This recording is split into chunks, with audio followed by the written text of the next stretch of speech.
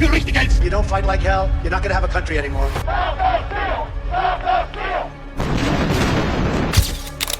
Hitler's whole motivation in life was to exterminate an entire race. How could there be justice after that? ലോകത്തെ ഏറ്റവും powerful ആയിട്ടുള്ള weapons ഏതാണെന്ന് അറിയാമോ? It's not a bomb nor a gun but a ലൈ.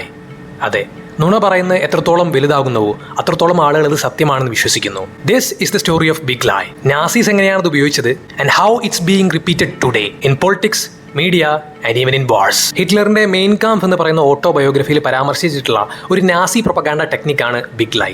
അതിൽ Hitler പറയുന്നത് എന്താണെന്ന് വെച്ചിട്ടുണ്ടെങ്കിൽ, നിങ്ങൾ ഒരു നുണ റിപ്പീറ്റായിട്ട് കൺവിൻസിംഗ് ആയിട്ട് അസാധാരണമായിട്ട് ഇങ്ങനെ പറഞ്ഞു കഴിഞ്ഞിട്ടുണ്ടെങ്കിൽ ചില ആളുകൾ അത് പരിപൂർണ്ണ സത്യമാണെന്ന് വിശ്വസിക്കും അത്രേ. Because they can't believe someone would have the audacity to make it up. Actually ഇതേ സെയിം ട്രിക്കാണ് നാസീസ് അവരുടെ കാലത്തും യൂസ് ചെയ്തിട്ടുള്ളത്. ജൂതന്മാർക്കെതിരെയുള്ള അവരുടെ ഹെയ്റ്റും അതുപോലെ തന്നെ അവരുടെ അക്രമങ്ങളും കാര്യങ്ങളൊക്കെ ജസ്റ്റിഫൈ ചെയ്യാൻ വേണ്ടിയിട്ട്. ഇനി ഇപ്പോഴത്തെ കാര്യം പറയുകയാണെന്നുണ്ടെങ്കിൽ 2020 US ഇലക്ഷൻ സ്റ്റോളൻ ചെയ്തത് ആണെന്നും പറഞ്ഞിട്ട് Trump big lie technique use ചെയ്തിട്ടുണ്ട്. അതിനെ തുടർന്ന് ഒത്തിരി സോഷ്യൽ മീഡിയ പോസ്റ്റുകളൊക്കെ റിപ്പീറ്റ് ചെയ്തു and millions believed it, leading to real violence. കളവ് സത്യത്തെക്കാൾ ഒരു പടി മേലെയായ ഒരു നിമിഷം.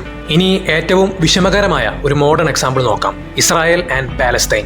പതിറ്റാണ്ടുകളോളം ഈ ബിഗ് ലൈ ടെക്നിക് വെച്ച് ഇസ്രായേൽ ശ്രദ്ധാപൂർവ്വം കളിച്ചു. എല്ലാ പ്രാവശ്യവും തങ്ങളാണ് ശരിയെന്ന് പറഞ്ഞുകൊണ്ട് ഇസ്രായേൽ സ്വയം ഡിഫെൻഡ് ചെയ്തു. പാലസ്തീൻകാരെ മുഴുവനായിട്ടും കുറ്റക്കാരായിട്ട് അടിച്ചമർത്തി. ഇതിന്റെ പിന്നിൽ ഇസ്രായേലിന്റെ ഇല്ലീഗൽ സെറ്റിൽമെന്റ്സും ഗാസയിലെ നിരപരാധികളായ ആളുകളുടെ മേലുള്ള കണ്ടിന്യൂസ് ആയിട്ടുള്ള ജനോസൈഡും ആളുകൾ ഒരു വലിയ നുണയുടെ മറവിൽ മറന്നു കളഞ്ഞു. Yes, the world got manipulated by repeated big lies by Israel. ആൻഡ് ഇപ്പോൾ ഇതേ സംഗതിയാണ് ഇറാന് സംഭവിച്ചുകൊണ്ടിരിക്കുന്നത്. Framing Iran as a common villain and justifying sanctions, threats and potential wars. ഇനി പല ആളുകൾ ചിന്തിക്കുന്നുണ്ടാവുക, എങ്ങനെയാണ് ഈ ബിഗ് ലൈ എന്ന് പറയുന്ന കൺസെപ്റ്റ് ഇത്ര നന്നായിട്ട് ആളുകളിലേക്ക് വർക്ക് ആവുന്നത് എന്നായിരിക്കും അല്ലേ? വെൽ, ഇറ്റ് വർക്ക്സ് ബിക്കോസ് ആളുകളുടെ ഭയവും റിപ്പീറ്റ് ചെയ്യപ്പെടുന്ന നുണകളും ഇത് രണ്ടും വെച്ചുകൊണ്ടാണ് ഈ ഒരു കൺസെപ്റ്റ് കളിക്കുന്നത്. നിങ്ങളൊന്ന് ആലോചിച്ച് നോക്കിയാൽ മതി. If A message is everywhere, even in the news, in the headlines, in the media, in the politics, നമ്മൾ ഓരോരുത്തരുടെയും ബ്രെയിൻ നമ്മളോട് പറയുക this is it, this is real എന്നായിരിക്കും. നമ്മൾ ആരെയും ക്വസ്റ്റ്യൻ ചെയ്യില്ല.